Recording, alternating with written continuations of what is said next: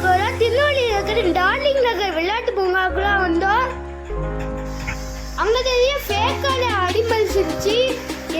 எல்லா வகையான அனிமல்ஸ் செஞ்சு வச்சுருந்தாங்க.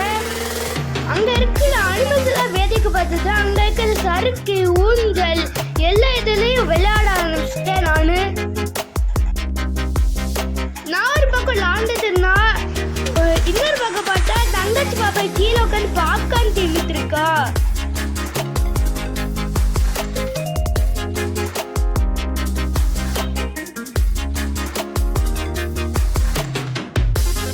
அப்புறம் மக்களே இங்க இருக்கிற விளையாட்டு பொருள்லாம் அங்க உடஞ்சி கிடக்குது.